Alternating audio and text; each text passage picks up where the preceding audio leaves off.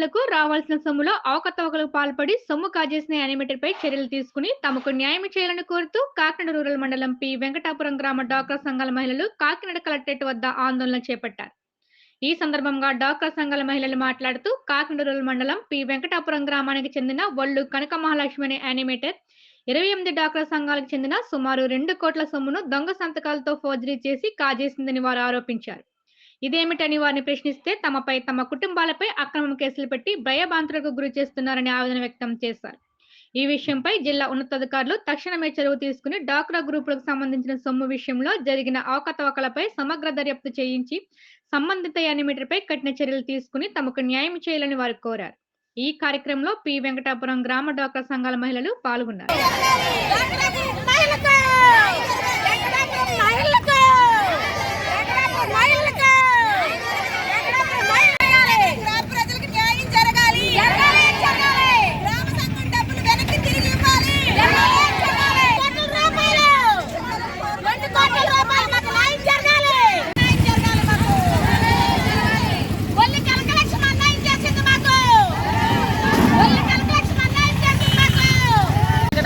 అండి పి వెంకటాపురం అది మాకు డ్వాక్రా మహిళలకు అందరూ కూడా న్యాయం కావాలనేసి కలెక్టర్ ఆఫీస్కి వచ్చారు సార్. మేము కలెక్టర్ గారు మాకేం చెప్పారంటే ఈయన మీ మీద నమ్మకం లేదమ్మా, మాకు ఇప్పుడు వరకు మీరు ఏం చేస్తున్నారు, ఇప్పుడు మీరు మా దగ్గరికి వచ్చారు, మీ మీద నమ్మకం ఎలాగా, మీకు తెలియకుండా డబ్బులు ఎలా తీసుకుంటావిడని కలెక్టర్ గారు అడుగుతున్నారు సార్.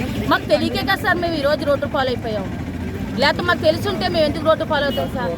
కనకలక్ష్మి తెలివితేటలు ఉపయోగించుకుని 28 గ్రూపుల దగ్గర ఒక్కొక్క గ్రూప్ దగ్గర 15 లక్షలు 15 లక్షలు తెచ్చుకుని ఆవిడ ఇష్టాసాకారంగా ఒక ఇల్లు కొనుక్కొని సార్ అన్నీ చేస్తాం. కానీ మా వాళ్ళకి ఎవరికి కూడా ఈ గ్రూపులు 28 గ్రూపుల్లో వాళ్ళకి 10 మందికి చదువు ఉంటుందండి. మిగతా వాళ్ళకి ఎవరికి కూడా చదువులు లేవు సార్. కష్టపడటం డబ్బులు తెచ్చుకోవడం నెల వచ్చిందో డ్వాక్రా కట్టుకోవడమే తెలుసు తప్ప మాకైతే మాత్రం చదువు లేని వాళ్ళండి.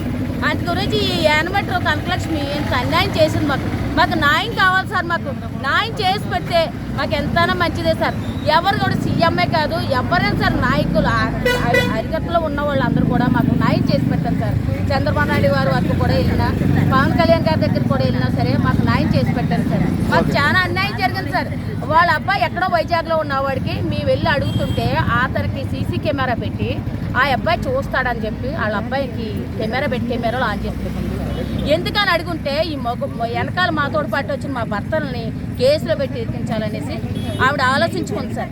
మేము అడిగినందుకు ఈ రోజు మా మొగుళ్ళకి అందరికీ కూడా కేసు ఎట్టి జైలుకి పంపించడానికి ఆవిడ ఎలా చేస్తుంది సార్, ప్లాన్గా చేస్తుంది సార్. ప్లాన్ తోనే చేస్తుంది సార్.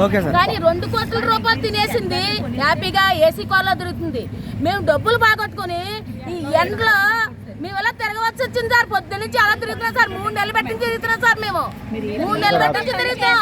మాకు న్యాయం చేసి పెట్టాం సార్. అరికత్తలు మీరు అందరూ కూడా చంద్రబాబు నాయుడు గారు న్యాయం చేస్తారని మేము అనుకుంటున్నాం సార్. మాకు న్యాయం చేసి పెట్టాం. పి వెంకటాపురం నుంచి వచ్చాను. నా పేరు స్వాతి. మా పి వెంకటాపురం గ్రామంలో 280 మంది అంటే 28 గ్రూపులు డ్వాక్రా సంఘాలు ఉన్నాయి సార్. వీటన్నిటికి వివోఏ వల్లు కనక మహాలక్ష్మి గారు ఆవిడ ఈ డ్వాక్రా గ్రూపుల్లో దగ్గర 2 కోట్ల రూపాయలు అవకతవకలు జరిపింది సార్. గ్రూప్ సభ్యులు ఎవ్వరికి ఇంటిమేట్ చేయకుండానే వాళ్ళ సంతకాలు ఫోర్జరీ చేసి వాళ్ళ దగ్గర నుంచి వాళ్ళ అకౌంట్లో లోన్లు తీసుకుని ఆవిడే వాడుకుంది సార్.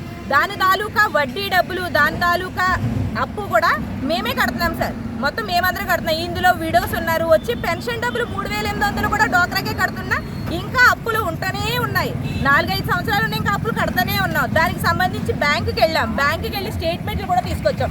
ఈ స్టేట్మెంట్లు పెట్టుకుని ఇప్పుడు కలెక్టర్ గారు దగ్గరికి కలెక్టర్ గారు మా మీద నమ్మకం లేదంటున్నారు. మేము చెప్పేది కూడా వినకుండా మా మీద నమ్మకం లేదంటున్నారు. అసలు మరి నమ్మకం లేకపోతే ఇంతమంది ఆడవాళ్ళు రోడ్డు మీద తిరగాల్సిన అవసరం ఏంటి సార్? మాకు ఆవిడ ఒక్కరితే న్యాయం చేసేసిందా? మిగిలిన వీళ్ళందరూ అన్యాయం చేసేవాళ్ళ మేము సొమ్ము తినేసామా? ఆవిడ సొమ్ము తిన్నదా? 28 గ్రూపులు కావండి. బ్యాంక్ స్టేట్మెంట్లు ఎందుకు తప్పు చెప్తాయి? బ్యాంక్ స్టేట్మెంట్లు తప్పు చెప్తాయా? ఒకే నెలలో 20 లక్షలు ఒకసారి, 17 లక్షలు ఒకసారి.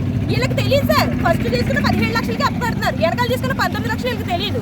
2 నెలలు అప్పు తీరిపోతుంది అనుకుంటున్నారు. చూస్తే ఇంకా 19 లక్షలు అప్పు ఉంది.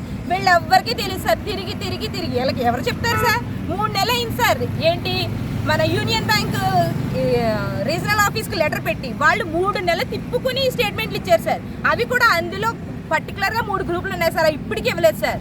కరప బ్యాంక్లో 40 లక్షల లోన్ తెచ్చింది సార్, 20 లక్షలు అని చెప్తుంది. అలా దగ్గర దగ్గర ₹1 కోటి నష్టపోయాము. మేము మీటింగ్ పెట్టుకుని వీళ్ళందరి కోసం మేము మాట్లాడుతుంటుంటే ఎవరైతే మీటింగ్ పెట్టారో, ఎవరైతే కంప్లైంట్ రేస్ చేశారో వాళ్ళ 15 మంది మీద పోలీస్ కంప్లైంట్ పెట్టింది సార్. ఆవిడ అలా పోలీస్ కంప్లైంట్ ఎలా పెడుతుంది సార్? హస్బెండ్ మీద, వైఫ్ మీద, ఇద్దరి మీద కంప్లైంట్ రేస్ చేసింది. ఇప్పుడు వాళ్ళ పిల్లలతో ఉన్నారు. పోలీసు వాళ్ళు వచ్చి మమ్మల్ని బెదిరిస్తున్నారు సార్. అసలు ఏం జరిగిందో ఏంటో అనేది వాళ్ళు ఎంక్వైరీ చేసి అప్పుడు మనల్ని బెదిరించాలి. ఆవిడ చచ్చిపోతానంటుందంటే ఇప్పుడు మేము చచ్చిపోతాం సార్. మేము పురుగనక పుట్టరానికో ఉపాధి హామీ పథకానికి వెళ్తున్నాం సార్. వాళ్ళు తెచ్చుకున్న డబ్బులే కదా సార్ వీళ్ళందరూ. వీళ్ళు ఎవరు డబ్బులు ఉన్న వాళ్ళు కాదు సార్. ఆవిడకి ఇలా కారులో తిరిగే స్తోమత కూడా లేదు. వీళ్ళు ఒక వివోయే కారులో తిరుగుతుంది. ఆవిడ పెంచుతున్నాం, మేమందరం పనుల్లోకి వెళ్ళి పాటల్లోకి వెళ్ళి మేము పెంచాల్సి వస్తుంది. ఈ అమాయకులకి ఎవరికి అర్థం కావట్లేదు ఆ విషయం. తెలుసా? తెలిసిన తర్వాత 3 నెలల నుంచి సార్ ఇది బుక్కులు ఎందుకంటే వీళ్ళు ఎందుకు తెలియలేదంటే సార్ 28 గ్రూపులకు సంబంధించిన డోక్రా బుక్కులు, స్టాంపులు అన్నీ ఆవిడ దగ్గర పెట్టుకుని వీళ్ళ మీద అజమాయిషీ చేయలేదు సార్. ఒకే కులం వాళ్ళని వీళ్ళు ఎవరు అడగలేకపోయారు.